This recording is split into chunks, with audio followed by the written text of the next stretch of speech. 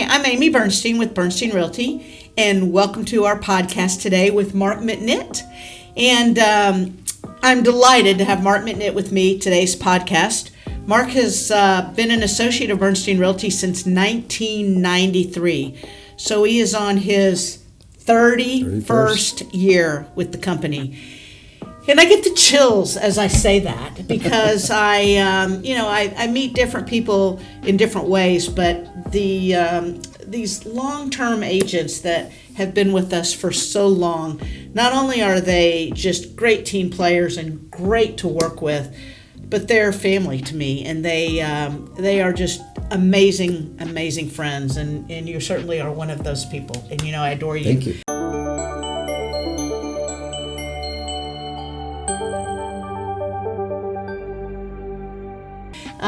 So let's just talk a little bit how we first met. So when we first met, your dad and your stepmother were relocating to Houston, and they found a house that was pink. And it was all pink. And I remember your stepmom calling you, and you were in college at the time at Oklahoma State. Right. And I remember her calling and saying, you just got to come in and see it because it is pink, and I want you to tell me if you think I can de-pink it and if I can really make it ours. And so my instruction that day was to meet you and take you and show you the home. So I met you and instantly thought I had a little brother, is what I have, and I'm the youngest in my family, so having a little brother with me was the best. And I took him out to the home that your parents were going to purchase. And at the time, I had a two-seater car. Did I have the top down or the top up? Top was down. Top was down. And we just ran out there, and you were like, oh, my. And I forgot to make the appointment in the house, right? So we kind of snuck in there, which probably. And from that moment forward, we had so much fun. I said, Mark, I really want you to get into real estate. And you really didn't have any intention of getting into real estate. I was still in school. Still in school, didn't really know. And then 31 years later, here we are, and you've been in real estate for the past 31 years and truly have set the world on fire. I mean, your career has been fantastic. Your clients absolutely adore you, and you have built a book of business of people that would not do a single transaction without you. So how do you get there? I mean, how did you get there? And I think in the beginning, initially, we relied on you to be our relocation person. And that was back in the time when we did not have a relocation director, and we were building our relocation department, and Mark was our relocation director. So he was not only working with clients, but he was helping me introduce other clients to other agents that were relocating to Houston. He was our relocation director, and then quickly realized that you really prefer the real estate side of it. And so we hired and you started getting very busy, and we brought in a new relocation director who is still with us and amazing. So, but you continued to service those relocation clients. Right. And in servicing relocation clients, really it involves more buyers moving into Houston and sellers moving out of Houston with relocation. It goes both ways. Yeah. And then what's happened to your career, I will say, is you do such an amazing job with the client that they refer you all their friends and all their family, and your career just snowballed from there.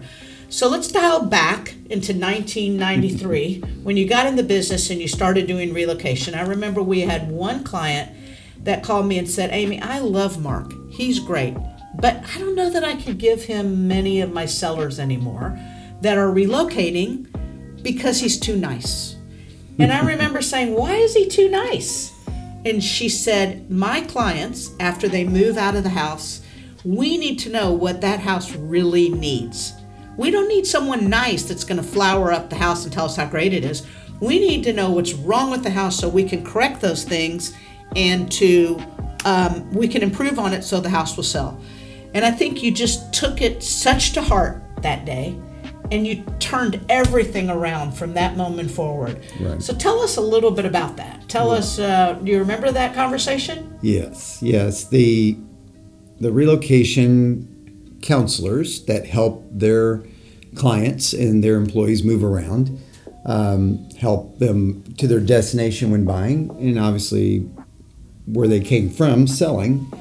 And one particular home, they had maybe painted some odd colors, maybe didn't clean it enough.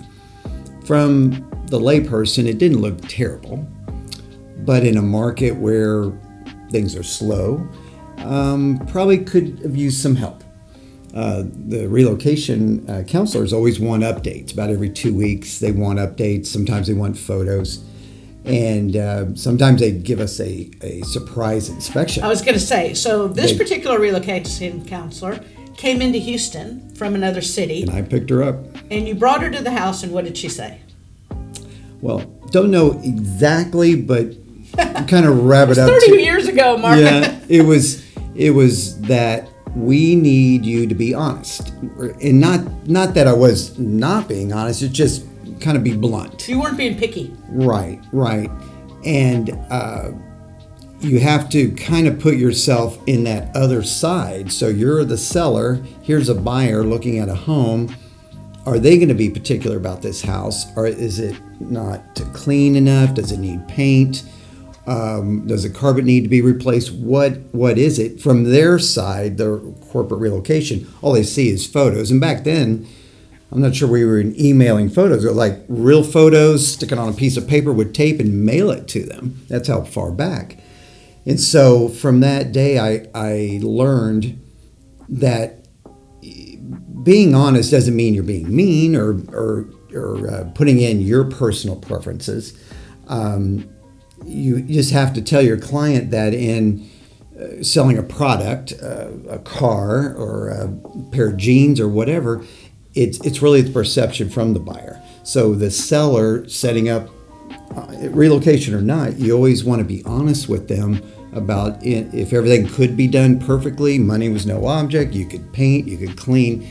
And my job is from that day, I learned to kind of gauge where the seller can do. I jokingly say, you're the cheapest labor I can find in this room, so I need you to clean this. I need you to paint this. This light bulb's out. Whatever it might be, I have to be that attention to detail. A lot of notes. Sometimes they'll agree to it. Sometimes they can't, and I understand. One of my best feedbacks or testimonials, they said, we loved Mark, but at first we thought he was being too picky. But I guess it was tough love. They said tough love, and they said he was right. And everything. Because the whole goal is to sell the home with the highest dollar in the shortest period of time. That's our goal, right? Sure. And so when you look at things and you tell a seller what they should do, ultimately it's their decision, right? Mm-hmm. But you give suggestions. Do you try to pick the things that you think if they spent X amount of money, they would get X amount back in return? It's a matter of, okay, carpet's going to be $5,000. Will I get the $5,000 back, Mark? What if I picked the wrong color, Mark? Those kind of questions come up very often. And we have reports from NAR and different sources that show that... NAR meaning National Association of Realtors. Right. That anything that you do to freshen up, make it feel newer. Now, obviously, I would say we're not going to pick it. And then I'd say, let me guide you with color selections. Maybe you don't need the high top-end tier carpet. Maybe just a base grade carpet. Maybe, but the color is probably more important. Things like light bulbs may not be the same wavelength in soft white, daylight. We need to kind of look at that. Cleaning windows, whatever it might be. But if they're going to spend money, will you get that return versus, and likely more often than not they would, yes. But you have to spend the money, you have to spend the time versus, okay, you may have to sell under market because all these other homes are updated. So it's just the little bit of experience over the years on being able to guide the sellers. Another thing that comes up is feedback. So we have showings that occur. Sometimes the feedback we get, the sellers and I both said, "Oh, we didn't think of that. Maybe maybe we need to address this." And so it's a typically evolving process. Yes. But at the end of the day, within a few weeks, we know if the house hasn't gotten an offer, we know why. They're complaining about lack of updating, or smells or And just because it's lack of updating doesn't mean a client needs to update the house. Absolutely They not. just need to probably make an adjustment in the price because they're allowing the new buyer to do the updates, Well, not to even- be over market. even I personally purchased a home that should have been about $625. It was ended up we got it for $575. Why? Because it wasn't updated. After seeing enough homes and visiting that home, I knew it was a clean home, but it was still about a 20-year-old home, had a 20-year-old roof, 20-year-old air conditioner, all this stuff. But I also knew I was getting it about $50,000 discount. So that's where you got to weigh it. Sometimes buyers, when they first start, they have their Christmas list, and buyers are like, I really want all this stuff, and the agent wants to find it. But after a while, they're like, you either going to go up on price, or you're going to have to maybe deal with some things. So some sellers are willing to update, and some sellers say, I don't want to put any more money into the home. I just want to sell it. Which is fine. But then they need to adjust the price and all that. Sure. So And we know almost immediately. I just listed 2 homes, identical homes.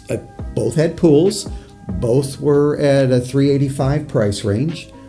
One of them, per their market, was well priced. The other one was a little overpriced. The one that was well priced had 14 showings and 4 offers within 2 days. Clean house. The other one, not as clean. The owner's been working, trying to get it there. 5 days later, no showings. So the market talks. the market definitely talks. You got to respond to the You market. you can always be too high, and it'll be crickets. Or you could get the showings but no offers. You're basically now being compared to other homes, and your home is helping sell these other homes That's because of exactly their right. prices. If you're too low, in this case of the other home, we got 4 offers. We ended up selling it for about $5,000 over list price, plus buyer gave the seller concessions. They wanted the house that bad. So what we have found in this market today, definitely, is that the shorter period of time a home is on the market, the more likely you'll get asking price or closer to your asking price, and sometimes even over market if you get multiple people interested. You know, you have become at Bernstein Realty really a go-to. You do a great job with buyers and a great job with sellers, and I know you analyze your practice every year and say, how many buyers did I work with, how many sellers did I work with, and you're very analytical about your practice. But I will tell you that I don't think there's many agents as good of a listing agent as you are. And I think you really learned that by this one relocation director that really said, Mark, I don't need a nice agent. I need an agent that's going to tell me what I want to know, price the home correctly, don't tell me what I need to do to fix it up, price it correctly, and market it. So we've talked a little bit about what you need to do to fix up a home, right?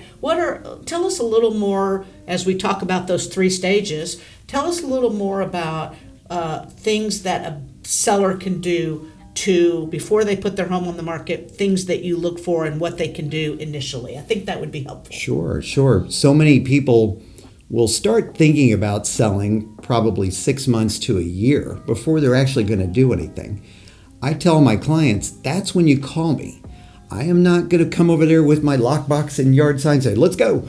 I'm going to probably come over there, and the first thing I'm going to look at is the yard, the presentation from the curb. It takes time for yards and trees and bushes to get up to speed, and the grass and all that. Let's go through the house and look at repair stuff. Maybe it might be a light bulb out. That's an easy fix. But let's say they had a roof leak and the roof was replaced. Yay. But they didn't fix the ceilings. Well, maybe we need to get bids for a painter. So long story short is you have time to get ready. Then I actually set up a custom search for the seller to monitor the neighborhood and the comps. That's awesome. So they can see, okay, this house sold for $385. This house sold for $340. Why was it so low? Why did that one sell for $450? We have conversations. Getting ready to put the house on the market, thinking of the time of the year. What type of property? If it's a high-rise condo, school year may not matter. But if it's a 5-bedroom, 3-bath out in Katy, probably don't want to be listing a house at Christmas. Right. It makes perfect sense. But prepping them ahead of time, and that way they're not going crazy. One of my sellers recently had 40 or 50 bookcases, books beyond books. It was like a library, art everywhere, even on the ceiling. She had art. And I said, this is a little overkill. And it's taken her 4 months just to kind of clear the house. Now, some agents stage homes. I go in and usually take what they have and we'll position it. And things like if it needs paint. But it gives them time. They can get bids. It's not like they're forced to do something immediately. So I love when they call early and they're planning.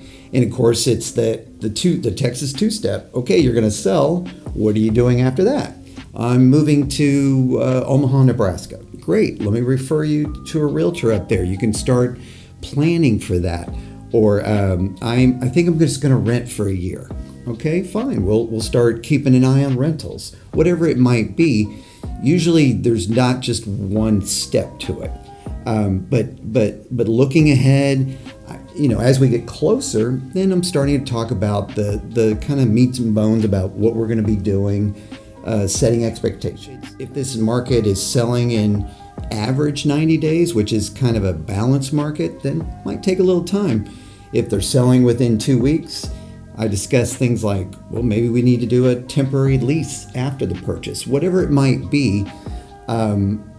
There's a lot of when you talk stuff. about a temporary lease after the purchase, that means that the seller sells the property and continues to stay on as a renter. Correct. While they're looking for a new home, which I'm a big fan of. I think I really don't ever like any of my sellers to pack a house until they get their money. I just feel very passionately We talk that. about the pros and cons. There's some little bit of liability issues, some insurance issues. There's a lot of little details that we got to go over. But yeah, if they sold it within a week, or let's say get an offer within a week, maybe they're not ready to go. The timing, it's a lot of details. But my job is to kind of break it down where it's easy to understand. So that's kind of the getting ready, prepping it, all of that. And then I think, to be honest with you, I know that at times I will price a home, and I've asked you over the years, Mark, do you think I've priced this right? Or can you just take a glance at pricing? Because I think that you're the best. She kept me up all night on a Friday night. I know which house you're talking about, River Oaks. And said, I need you to look at this house and price it. And I said, okay. And I'm meeting him 8 o'clock Saturday morning. It was 5 o'clock Friday.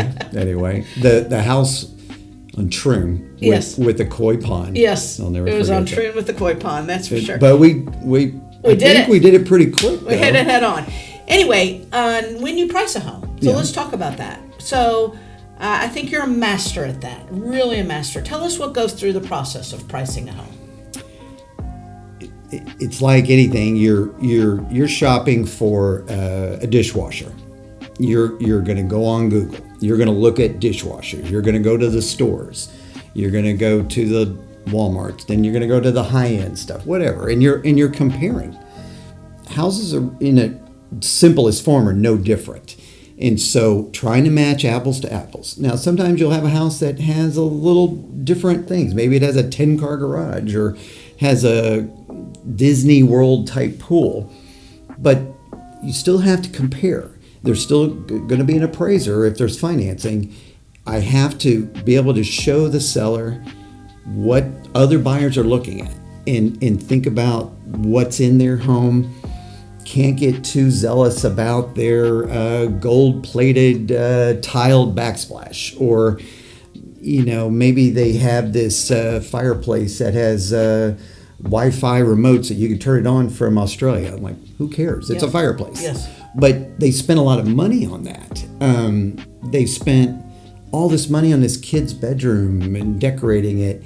I said, half the time they'll probably rip it all out and paint it to beige walls. Sometimes. And so... Yeah, and corporations like that, don't they? Right. So corporations, we could have the most beautiful faux painted wall, but corporations a lot of times will tell us to neutralize the house 100%. So, and sellers go, oh my gosh, if you only knew what went into painting that wall. But one person's palace is not another person's palace. So, but I'm running an equity net sheet showing them how much they're going to make at X price. We talk about the new rules with the commissions and how that affects and how much is their loan balance. So you're you're going into a lot of details, and you're talking about their time schedule and how that. Well, they don't have to sell for 6 months. Well, we don't want to be on the market 6 months. It's going to look like an old home later. Sometimes they want to test the market. If I had a T-shirt that said, "I don't want to give the house away," I'd be a millionaire. Yeah. I mean, every seller wants max price. I get that, and I want to give them that. But you have to be understanding of the market, of the reality. Right, and sometimes it's a seller's market. 2021, summer of 2021, our hair was on fire. Yes. Right now, some pockets are still that way. Some pockets aren't, and we have to adjust. But showing them the comparables, usually then the seller kind of realizes what their their competition, and then they go from there. If at the end of the day, it's the seller picks the price. I never pick the price. I give them a range, and I say, this is the scenario at this price. You educate them. Right. So now once you have looked at the home and you've done the make ready for the home and you've priced the home and you put the home on the market, tell us some of the keeping in touch and marketing that works for you on the home. Sure. I mean, part of that, setting expectations in advance.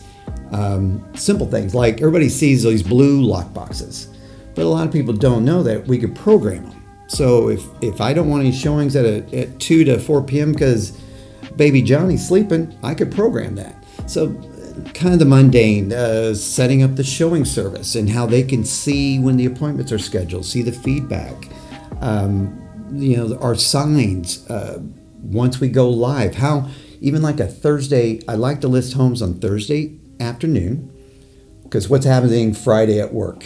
Nothing. Everybody's goofing around on the Google. Not here at Bernstein Realty. Well, yeah, not here. But most people are getting ready for the weekend. And if they're looking for houses, oh, honey, there's a new house over here. Yes. I gotta go. We want to see this Saturday. And guess what's happening Saturday? Open house. Yes. Maybe later that week, I do a virtual open house. So we won't go into a lot of detail what You've it is. even done, I know, open houses. Not too long ago, you did an open house, and most people do their open houses from 12 to 2 or 1 to 3. You did one when people were driving home from work that day. And so you are always thinking outside the box on your marketing. Can you share with us just some outside the box marketing that you've done? If I was selling in a 55 and over community, why wouldn't I be doing an open house at 8 a.m.? The seniors tend to get up early. Yeah. They tend to get up and get their stuff done. So I've done them from 8 to noon during the week. A lot of people work from home. Why not? I do it more maybe on vacant houses, but I'll set up camp. And if I'm working at home, I could do the same thing at an open house. So I might do it. If one person comes in, great. If nobody visits the open house, is that a total fail? Not necessarily, because when we list a home, it goes to the syndicated, to other sources. I get more eyeballs on it. I could see internet traffic. So it's not just an open house. There's a lot to it. Things like social media. I might do a live broadcast from a house. Not necessarily an open house, but I might just go live and talk about it. You've got your ads, print ads. Probably they say 2 to 3% of people find homes on print. I know it's really going down. But so that's why the photography has to be so important, because it's 98% internet. I always do a Matterport 3D video, not just walking around my camera. I mean, you can control it from home. And I also have seen you at open houses do open house live or Facebook live, and then you show the home that way too. Sure. So your social media presence is fantastic. Thank you. And I think a lot of that is what's driven today and the marketing today and has attributed to your success. And the things that the public doesn't see, we communicate with realtors all the time. So we have this thing called reverse prospecting. So I just listed a home. There's about 100 agents who have the home, my listing, captured for their clients. And I see about 50 of them that the list isn't huge. So I'll call them or text them or email them. Hey, we got this new listing. Check it out. Tell your client. I don't know the buyer, but I know that agent has a buyer looking for a house similar to mine. Just communicating with, I see other agents list their homes kind of at the same time. I'll call them. hey, I'm doing an open house or I'm doing something on this date. You want to join me? Like a broker open house or something like that. It's communicating with the other realtors. If they have an open house, nobody likes their house, but they've picked up a buyer. Wait a minute, Mark's house might fit. Yes. So it's all about working together. I agree. And I think you're awesome at it. You know, when I first got in the industry, they say that the typical real estate broker will practice the 3 P's of real estate. What are the 3 P's? Place a sign in the yard, place an ad, and pray. And I got to tell you that you definitely do not practice the 3 P's, and I'm really proud of you for that. And I'm honored to have you as an associate here at Bernstein Realty, simply because, number one, you're a real mentor to many of our newer agents. But the other thing is that I'm just in awe of the amount of people that just come back to you and refer people to you. It is just a book of business that is just extremely grateful for what you do for them, and that the best compliment they can give is refer you to their family and friends. Absolutely. And they certainly do. So I know that we need to keep our podcast somewhat short, and this has been somewhat long, but I will tell you that one of my favorite stories about you before we close is, and this really dates us, and I'll tell you why I'm thinking about this now, is I remember when I wanted to get a hold of you, or I had a customer that I wanted you to work with, I would page you. And you lived in an apartment back then. This is when you were right out of college, and you lived in an apartment, and you would make your way to the payphone. Well, I hadn't gotten a phone installed, yes. So I had no phone. Yeah, because you were on a straight commission job, right. And so you would make your way to the payphone and call me back on my page so I could give you the lead. And watching you over the last 31 years, and you develop not only as a person, but as an incredible real estate agent and an amazing, loyal, dedicated, loving friend, is really been heartwarming to me, and I'm extremely proud of you. But why I'm telling the story is that I was at dinner last night with a very, very good friend of mine who has a son that's 20, and we were talking about pagers, and he said, "What's a pager?" And I said, "Are you serious?" He said, yeah, it was in the news. He said, "Amy, I'm 20. I have no clue what you're talking about as to what a pager is."